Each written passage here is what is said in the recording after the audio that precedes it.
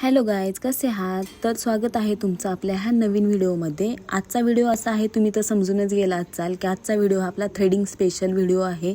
So threading कसं करायचं हे मी आज तुम्हाला सांगत आहे। पहिल्यांदा मी पावडर ॲप्लिकेशन केली, त्यानंतर व्यवस्थित असा थ्रेड घेऊन व्यवस्थित डिरेक्शननी मी हेअर्स रिमूव्ह करत होते। तुम्ही नीट बघू शकता की कशा पद्धतीने हेअर्स रिमूव्ह केले जातात। कोणत्याही प्रकारचा क्लायंटला कोणताही पेन न होता ते हेअर्स मी रिमूव्ह करत होते।